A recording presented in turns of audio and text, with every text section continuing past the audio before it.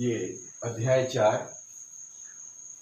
आधारभूत ज्यामितीय अवधारणाएं पढ़ रहे हैं और प्रश्नावली 4.4 हम पढ़ने के लिए जा रहे हैं। उसके तो हम प्रश्नावली 4.4 शुरू करें उसके पहले दो चीजें समझ लेते हैं। एक तो होता है जो ये जैसे कि ये पढ़ चुके हैं, 3 भुजाओं से घिरी बंद आकृति को त्रिभुज कहते हैं। और ये जो त्रिभुज होता है ये सबसे छोटा बहुभुज होता है, यानी बहुभुज की शुरुआत यहीं से होती है। तो और इसी प्रकार अगर ये 4 भुजाएं हैं या 4 रेखाओं या 4 रेखाखंडों से घिरी बंद आकृति को क्या बोलते हैं, हम चतुर्भुज कहते हैं। तो दो चीजें समझना है हमको। त्रिभुज के अंदर अगर कोई बिंदु है या त्रिभुज के भीतर बंद आकृति ये त्रिभुज है, इसके भीतर का जो क्षेत्र है यानी कि ऐसा वाला ये क्षेत्र पूरा ये इसी तरह इसका जो क्षेत्र है ये सब कहलाता है इस बहुभुज का यानी इस त्रिभुज का अभ्यंतर। और इसी तरह चतुर्भुज है तो चतुर्भुज के भीतर जो भी होगा उसको बोलेंगे इसका अभ्यंतर, चतुर्भुज का अभ्यंतर। और इसके बाद जो इलाका शुरू होता है यानी और तीसरा होता है ये बाउंड्री, ये जो है दूसरा जो होता है इसे बाउंड्री बोलते हैं। नहीं, इस जो बाउंड्री ये जो बनी हुई है यहां से लेके यहां पर अगर कोई बिंदु है तो हम कहेंगे ये बाउंड्री पर है। ये थोड़ा सा मोटा कर देते हैं आपको समझ में आए दोनों में अंतर क्या है। यानी इसी के ऊपर अगर कोई चीज है तो हम कह देंगे बाउंड्री में है।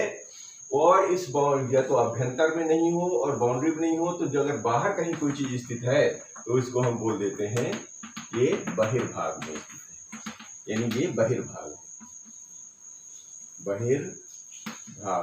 बस ये 3 चीजें अगर हम समझ लेते हैं तो इसी पर आधारित इस पर प्रश्न है उसको हम लोग हल करेंगे। एक बार फिर से, बंद आकृति के भीतर का जो क्षेत्र होगा, चाहे त्रिभुज हो चाहे चतुर्भुज हो या कोई सी भी आकृति हो, उसके अंदर का जो भी हिस्सा है उसे हम अभ्यंतर बोलते हैं। और जिससे वो बंद किया गया है, जिस रेखा से बंद किया गया है उसे हम बाउंड्री बोलते हैं। क्या बोलते हैं? ये सब कहलाता है बाउंड्री। क्या कहलाता है? बाउंड्री। तो या तो ये बाउंड्री पर होगा, यदि अभ्यंतर में नहीं है, बाउंड्री में नहीं है तो जाहिर है कहीं ना कहीं बहिर्भाग में स्थित होगा। बस ये 3 चीजें समझने के बाद अब हम आते हैं प्रश्नावली 4.4 के सवाल नंबर 1 पर। अब ये 4.4 प्रश्नावली का पहला प्रश्न ही उसी पर आधारित आ गया है कि त्रिभुज एबीसी का एक रफ चित्र खींचिए। मतलब एक रफ, ऐसा कोई फिक्स नहीं किया है कि किस प्रकार। तो अब मान लेते हैं ये एबीसी है, ठीक है। ये इसको मान लेते हैं ए, इसको मान लेते हैं बी, इसको सी। ये हो गया हमारा ए बी सी, ठीक है। जैसा जैसा कह रहा है वैसा वैसा करते चलना है आपको, फिर उसका जवाब फिर देंगे। फिर कह रहे हैं कि इस त्रिभुज के अभ्यंतर में एक बिंदु P अंकित कीजिए। अभ्यंतर बोले तो जो अभी हम लोग पढ़े थे भीतर का हिस्सा, यहां पे मान लीजिए ये हो गया अभ्यंतर में P। और उसके बहिर्भाग में एक बिंदु Q। बहिर्भाग क्या होगा? इस बाउंड्री को छोड़ के यहां पर मान लेते हैं Q। ये लीजिए Q हो गया, अंकित कीजिए। अंकित कर दिया। बिंदु A इसके अभ्यंतर में स्थित है या बहिर्भाग में? बिंदु A माने ये वाला, और ये वाला देखिए बाउंड्री पर है। बाउंड्री बोले तो परिसीमा हिंदी में बोलते हैं हम लोग उसे। तो यहां तक तो कर दिया जा। अब ये ए के बारे में क्वेश्चन कर रहा है तो P तो लिख दिया अभ्यंतर में। यहां पर इसका जवाब 3 प्रकार के जवाब देंगे। P या बिंदु P, बिंदु P अभ्यंतर में स्थित है, अभ्यंतर में स्थित है। और Q बहिर्भाग में, ये रहा बहिर्भाग। बिंदु Q बहिर्भाग में, तो ये लिख लीजिए बहिर्भाग में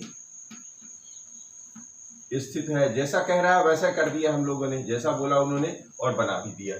अब यहां पर ये जो क्वेश्चन लगा दिए हैं कि बिंदु A इसके अभ्यंतर में स्थित है या बहिर्भाग में, तो देख लीजिए ना। तो ये बिंदु A तो ये कहलाया, ये बिंदु B, ये इस बिंदु C। तो बिंदु A कहां पर है? ये इसकी बाउंड्री में है, ना अंदर है ना बाहर है, अर्थात परिसीमा में है। तो ये कह रहा है कि क्या बिंदु ए इसके अभ्यंतर में स्थित है या बहिर्भाग में? तो ना तो ये अभ्यंतर में है ना तो बहिर्भाग में स्थित है। जवाब तो ये है। तो है कहाँ? है परिसीमा में या बाउंड्री में है। तो आप इसका जवाब भी इस तरह ले सकते हैं कि बिंदु ए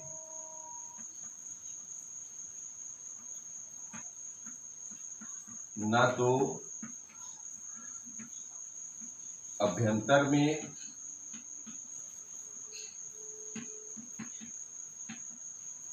न ही बहिर्भाग में, न ही बहिर्भाग में स्थित है। ठीक है, नहीं है। तो कहाँ है ये? आप अपने से जोड़ दीजिए, कहाँ पर है? यह त्रिभुज ए बी सी, जो ये आकृति बनते हैं इसको त्रिभुज बोलते हैं। ठीक है ना, इस चिन्ह को ही त्रिभुज बोल देते हैं। त्रिभुज ए बी सी की परिसीमा में स्थित है। परिसीमा बोले तो बाउंड्री, ये जवाब रहा। चलो लेते हैं दूसरा। अब इसी में ये दूसरा प्रश्न ये है कि संलग्न आकृति में तीन त्रिभुजों की पहचान कीजिए। देखिए जी, ये आकृति बनी हुई है। ठीक है, इसको यहां से बंद कर दीजिए। ये आकृति बनी हुई है। इस आकृति में तीन त्रिभुज पहचानने हैं। तो चलिए एक क्रम से लेते हैं। ए हुआ हल। ये तीन जुड़े हुए हैं, कैसे समझेंगे? एक तो ये बड़ा वाला त्रिभुज नजर आएगा, फिर उसके भीतर दो छोटे छोटे त्रिभुज है। तो बड़ा वाला त्रिभुज कौन है? ए बी सी, एक त्रिभुज ये बनेगा। छोटा त्रिभुज कौन सा बन गया? ए बी डी और ए डी सी, ये हमारे तीन त्रिभुज हो गए। तो जवाब भी किस तरह लिखेंगे? संलग्न आकृति में तीन त्रिभुजों की पहचान लिखें। तो ये ए में हो गया तीन त्रिभुज। तीन त्रिभुज कौन कौन से हैं? शुरू करते हैं। तो त्रिभुज का चिन्ह ऐसे बनाते हैं और उनके नाम लिखना है। तो बड़ा वाला कौन सा नजर आया? ए बी सी, एक तो ये नजर आया। दूसरा, फिर उससे ये इधर वाला छोटा, एक छोटा इधर। तो इसका नाम कैसे बनेगा? ए बी डी, त्रिभुज ए बी डी। और इसका ए डी सी, तो त्रिभुज ए डी सी। ये हमारे तीन त्रिभुज नजर आए। फिर कह रहे हैं सात कोणों के नाम लीजिए। पहले गिनिए कोण कहते हैं। कोण बोले तो जहां दो रेखाएं मिलती हैं वो वाला कोना। कोण का सीधा सीधा मतलब है कोने से। कोने मतलब होता है दो रेखाएं जहां मिल रही हैं, दो रेखाखंड मिलते हैं, उसी को कोण या कोना कहते हैं। हिंदी देसी भाषा में कोना कहते हैं, और हम जब गणित का इस्तेमाल करेंगे वहां हम कोण शब्द इस्तेमाल करेंगे। तो कितने पूछ रहे हैं? सात कोण ढूंढिए। पहले तो देख लेते हैं कहाँ कहाँ बन रहे हैं। यहां से शुरू करते हैं, यही इस किनारे शुरू करते हैं। तो ये एक पहला, यहां पे ये पहला बनेगा, फिर ये दूसरा बनेगा,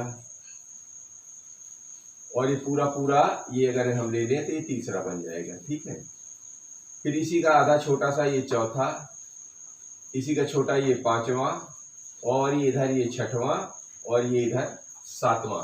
बन गए सात। सात ही तो कह रहे हैं। सात कोणों के नाम, तो सात कोण लिख दीजिए। अब ये नाम लिखना है आपको।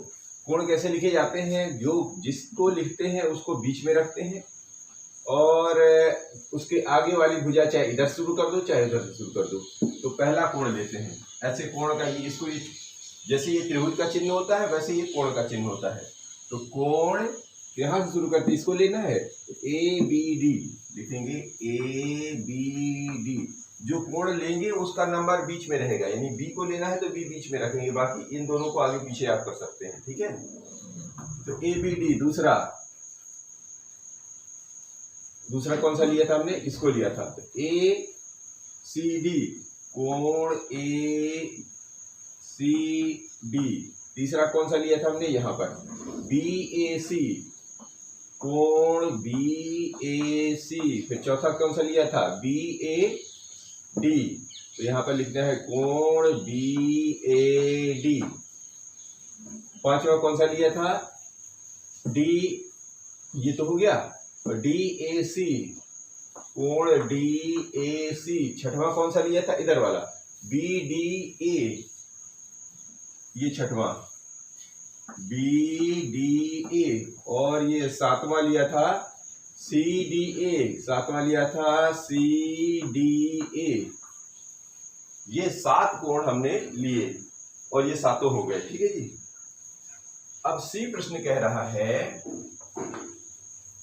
इसी आकृति यानी इसमें 6 रेखाखंड, पहले ढूंढिए है कहाँ 6, तो इनको मिटा देते हैं जिससे समझ में आता रहे, ठीक है। ये हमारे जो है इनको हटा देते हैं, तो हमको 6 रेखाखंड ढूंढने, ये हटा दीजिए जिससे हमारे को काउंटिंग में दिक्कत आए। 6 रेखाखंड ढूंढिए जी। तो हम शुरू करते हैं, पहला तो ये यहां शुरू करती है, ये पहला, ये वाला पहला, और ये रहा दूसरा, छोटा सा हो गया यहां से यहां तक, ये तीसरा, ये चौथा, और ये बीच में पांचवा, और ये पूरा पूरा ये हो गया छठवां। इस तरह हमको लेना है, कितना, एक ये, दूसरा, तीसरा यहां से यहां तक, चौथा यहां से यहां तक, पांचवा ये रहा, और छठवां पूरा बड़ा वाला। तो ये हमारे 6 रेखाखंड हो गए। तो यहां पर लिखेंगे, ये 7 कोण थे, तो यहां पर लिख दिए 7 कोण, ठीक है, और इनके नाम लिख दिया। और ये 6 रेखाखंड, तो अब लिखेंगे 6 रेखाखंड। 6 रेखाखंड कौन कौन से, चलिए शुरू करते हैं, यहां से लिया था ना, तो ये ए बी, रेखाखंड में ऐसा डंडा लग जाता है, मतलब ये टुकड़ा फिक्स है, ठीक है ना। तो ए बी, फिर ए सी, ए सी, ये रेखाखंडों का चिन्ह है, ठीक है ना। अगर इसमें हम ऐसा तीर लगा दें तो वो रेखा बन जाएगी, वो कहाँ तक जाएगी पता नहीं, वो रेखा का चिन्ह है। और एक तरफ लगा देंगे तो किरण कहलाती। तो हमें यहाँ पर इसका रेखाखंड बना रहे हैं, तो ए सी हो गया। तीसरे नंबर पे क्या लिखा था, डी सी, तो यहाँ से लेते हैं डी सी ले लिया। चौथे नंबर पर बी डी, तो यहाँ पर लिख लेते हैं बी डी।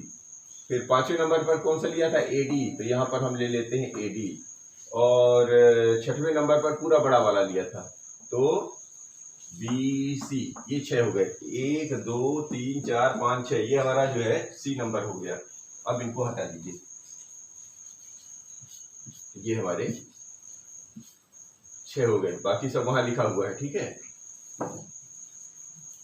अब इसी में डी है, इन 2 त्रिभुजों में कोण भी उभयनिष्ठ है। कोण भी बोले तो ये वाला उभयनिष्ठ, उभयनिष्ठ माने दोनों में है। देखो किन 2 त्रिभुज बताने हैं हमको, जैसे ये 3 त्रिभुज बनाए थे ना, इन दोनों त्रिभुजों में ये बी किस में आ रहा है, तो एक तो ये बड़े वाले में आ रहा है, ए बी सी में कोण बी मिल रहा है, और एक इधर वाले छोटे वाले में मिल रहा है, ए बी डी में भी बी उभयनिष्ठ मिल रहा है, देख लीजिए। यानी इस छोटे वाले में भी ये कोण बी बन रहा है, और इस पूरे बड़े वाले में भी कोण बी बन रहा है। तो वही पूछ रहे हैं ये कि किन 2 त्रिभुजों में बी उभयनिष्ठ है, तो लिखेंगे त्रिभुज, पहले कौन सा ले ली, छोटा वाला लेना, चलिए ए बी डी लिख लीजिए। तो त्रिभुज ए बी डी एवं, यानी 2 त्रिभुज चाहिए ना, और ये बड़ा वाला ए बी सी, यहां से मतलब ये बड़ा वाला त्रिभुज ए बी सी में क्या है, कोण बी उभयनिष्ठ है। कोण बी उभयनिष्ठ, उभयनिष्ठ मतलब दोनों में शामिल, उभयनिष्ठ, उभय निष्ठ है। ये सवाल का जवाब रहा। ये हमारा प्रश्न 4.4 का दूसरा खत्म होता है। अब आगे चलते हैं आगे। अभी प्रश्नावली 4.5 भी इसी के साथ में ले रहे हैं। इसका पहला प्रश्न ये कह रहे हैं कि चतुर्भुज एबीसीडी का एक रफ चित्र खींचिए। एबीसीडी ही है, पी क्यू आर एस दिया है, पी क्यू आर एस लिख लो आप, पी क्यू आर एस, अभी पी क्यू आर एस बना लीजिए, ठीक है। पी क्यू आर एस का रफ चित्र खींचिए, इसके विकर्ण खींचिए। तो चलिए बनाइए, जैसा ऐसा कह रहा है। तो ये बन गया एक पी क्यू आर एस, कैसे भी बना दीजिए, इससे कोई फर्क नहीं पड़ा, बस नामकरण पी क्यू आर एस, ठीक। तो PQRS का एक रफ चित्र बना दिया हमने। फिर कह रहे हैं इसके विकर्ण। विकर्ण क्या होता है? विकर्ण होता है आमने सामने, यानी ये जो होती है किनारे किनारे की जो ये बिंदु होते हैं, इनको बोलते हैं क्या? आसन्न बिंदु। और जिस बिंदु से दो रेखाएं निकल रही हैं उनको आसन्न रेखाएं कहते हैं, ठीक है ना। ये दोनों आसन्न बिंदु, तो SR और PS ये आसन्न रेखाएं हैं, बस सब समझ लीजिए एक बार। तो जब इन दोनों बिंदुओं में से किसी एक बिंदु को छोड़ दीजिए, अगर इससे इसको छोड़ेंगे तो इसकी तरफ जाएंगे, अगर इस बिंदु को लेना है तो फिर इसको छोड़ के इसको आना पड़ेगा, यानी आमने सामने की। यहाँ पर तो 4 है, तो 4 के सामने जो मिलेगा ये इसका एक विकर्ण कहलाए। ये एक पहला विकर्ण कहलाए। और दूसरा विकर्ण कहाँ से जाएगा? यहाँ से जाएगा। और विकर्ण कहीं ना कहीं काटेगा, काटेगा तो उसका भी नाम लिखिए। उसको जो है जहां पर काटता है उसको क्या बोलते हैं? प्रतिच्छेद बिंदु। तो जहां पर एक विकर्ण ये काटेगा, इसका प्रतिच्छेद बिंदु कहलाएगा। और तो इसका नाम PQRS यहाँ पर हम लिख लेते हैं T। इतना तो हमने कर लिया जैसा उन्होंने कहा, ठीक है। विकर्ण नाम ली। अब बोल रहे हैं इनके नाम, ये खींच दिया, अब इनके नाम लिखिए। नाम लिखेंगे, लिखे विकर्ण। तो विकर्णों के नाम, विकर्णों के नाम कौन कौन से हैं जी? विकर्ण एक तो बना SQ एवं PR, ये हमारे विकर्ण बने। यहाँ हो गया, नाम लिख दिया। क्या? विकर्णों का प्रतिच्छेद बिंदु। तो प्रतिच्छेद बिंदु देखो ये कहलाता है ना, ये T। प्रतिच्छेद बिंदु चतुर्भुज के अभ्यंतर में स्थित है या बाहर भाग में? तो आप देख लो, जो अंदर का हिस्सा है इसी को अभ्यंतर बोलते हैं, और इसके अगर बाहर होता तो हम बहिर्भाग बोलते हैं। तो T देखिए कहाँ पर स्थित है? इसके अंतःभाग में। अंतःभाग में मतलब अभ्यंतर में स्थित है। तो इसी को लिखना है कि विकर्णों का प्रतिच्छेद बिंदु, ऐसे लिखेंगे, विकर्णों का प्रतिच्छेद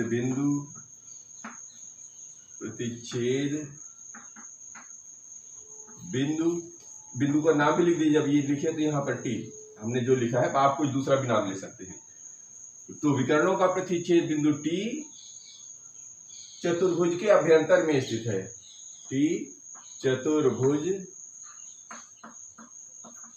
के अभ्यंतर में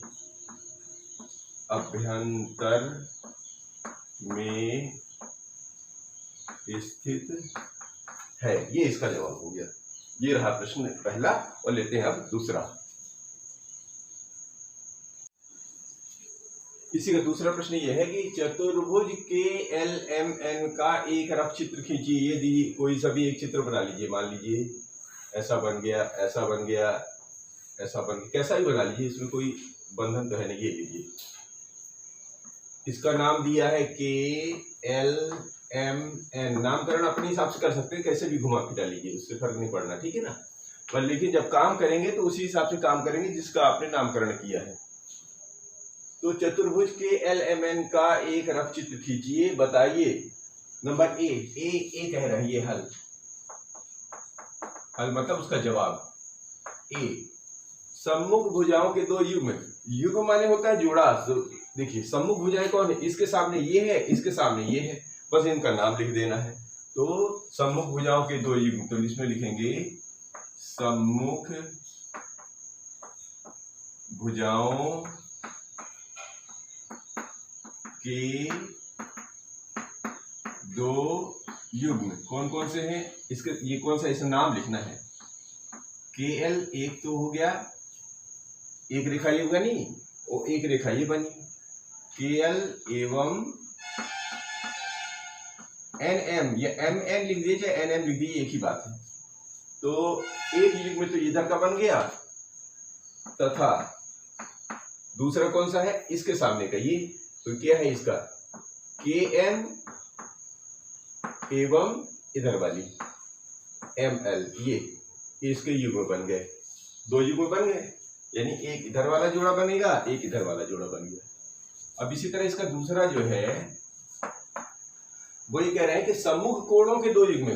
कोण कहाँ कहलाते हैं? एक कोण ये बनेगा, तो इसके सामने ये कोण बनेगा, इसके सामने ये कोण, बस इनके नाम लिख देना है। तो देखिए, तो आप लिखिए सम्मुख कोणों के दो युग्म, ऐसे लिखना है, सम्मुख कोणों के दो युग्म। तो सम्मुख कोण कौन कौन से है? के सामने कौन सा बन रहा है? तो कोण, एक कोण के चिन्ह होता है, कोण के एवं कोण एम, ये सम्मुख कोण हो गए। सम्मुख माने आमने सामने, जिसका मुंह होता है, इसके मुंह के सामने ये मुंह है तो ये हो गया। तथा दूसरा कौन सा है? इसको लिए फिर इसके सामने ये आ जाएगा। तथा कोण एन एवं कोण एल, कोण एन के सामने एल है तो कोण एन एवं एल लिख दिया। ये बात दूसरा हो गया। अब इसमें सी जो है वो ये कह रहे हैं कि आसन्न भुजाओं के दो युग्म। आसन्न भुजाएं कौन सी समझ में आता है? किसी एक बिंदु को जुड़ी हुई जो दो भुजाएं होती हैं उन्हें आसन्न भुजाएं कहते हैं। तो एक आसन्न भुजा तो इधर लेंगे अगर इस बिंदु को, तो इसके सामने की आसन्न भुजा ये बनेगी। इसको लेते हैं, इस बिंदु को लेते हैं तो इसके सामने ये बनेगी। आप कोई सा भी ले लीजिए। तो शुरू करते हैं, लिखेंगे आसन्न भुजाओं के दो युग्म। सी, आसन्न भुजाओं के दो युग्म। आसन्न भुजाएं फिर समझ लीजिए, आसन्न भुजाएं क्या होती हैं? किसी एक बिंदु से जो दो रेखाएं, यानी कि ऐसा कर लीजिए कि दो रेखाखंड जिस बिंदु पर आकर मिलते हैं वो दोनों रेखाएं, वो या दो रेखाखंड, तो दो भुजाएं। यहाँ पर बंद आकृति तो उन्हीं रेखाखंडों को हम भुजा बोल देते हैं। तो दो भुजाएं, जैसे मान ली इधर वाली भुजा इस पर मिल रही है तो यही दोनों आसन्न हो जाएंगी। अगर मैंने इस बिंदु को लेना है तो इसमें कौन कौन सी आके मिल रही है? इधर वाला भुजा, इन दोनों का नाम लिख देंगे। यदि मैंने इसको लेना है तो इन दोनों भुजा को नाम लिख देंगे। यदि हम इसको लेंगे तो इन दोनों भुजाओं को। तो शुरू करते हैं। दो पूछ रहे हैं, तो अगर मैं इस बिंदु को ले रहा हूं, के को ले रहा हूं, तो कौन सी बन जाएगी? के एन और के एल। लिखो, एन के एवं के एल, एक युग्म ये बन गया। तथा अब इसको लिया तो ये दोनों बन गए। अब मैंने इसको ले लूं तो ये और ये बन जाएंगे। तो हम ले लेते हैं एम एल, तथा इधर से इसको लिया तो इधर से ये आ जाएगा एम एन। ये आसन्न भुजाएं होंगी, ये दोनों भुजाएं हो गई। और भी निकल आएंगे। अगर मैंने इसको लेना है तो फिर के एल और एल एम निकलेगी। ठीक है ना? ऐसे करके आप कोई भी दो ठो बना लीजिए। तो दो हमारे ये निकल आए। ठीक है ना? तो अब ये डी वाला भी ले लीजिए। डी वाला क्या कर रहे हैं? आसन्न कोणों के दो युग्म। देखिए अभी तक आप क्या कर रहे थे कि एक बिंदु से दो रेखाएं जो निकलती थी, अब एक रेखा के किनारे किनारे पे जो दोनों कोण बनेंगे, जैसे मान लीजिए मैंने इस रेखा को लिया तो इस रेखा के किनारे कौन बनेगा? इधर वाला कोण बनेगा, इधर वाला कोण बनेगा। तो किसी रेखा के दोनों किनारे जो कोण बनते हैं उन्हीं को हम आसन्न कोण कहते हैं। ये बात समझ में आ रही है? तो यही प्रश्न यहाँ कह रहा है, आसन्न कोणों के दो युग्म। तो अगर मैंने इस रेखा को लिया तो एक ये बन जाएगा, और अगर मैंने इसको लिया तो ये और ये बन जाएगी। अगर ये लिया तो ये और ये बन जाएंगे। अगर मैंने इधर वाला लेना है तो ये और ये बन जाएंगे। अब आप दो युग्म लिख दीजिए, चार युग्म बनेंगे, आप दो उठा के लिख दीजिए। तो लिख दीजिए आसन्न कोणों के दो युग्म। आसन्न कोणों के दो युग्म। शुरू करते हैं। कौन सा लें? अगर हम ये रेखा लें के एल को लेते हैं तो कौन बनेगा? के और एल। तो यहां पर लिखेंगे कोण के एवं कोण एल। एल बना, के साथ एल वाला बनेगा, और इसके साथ कौन बनेगा? तथा। अब मैंने अगर ये रेखा ली, एन एम ली, तो इसमें क्या बनेगा? एन और एम। तथा कोण एन एवं कोण एम।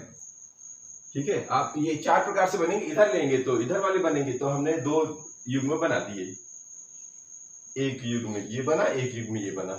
इस तरह ये हमारा प्रश्नावली 4.5 का दूसरा सवाल भी हल होता है। मिलते हैं अगले वीडियो में।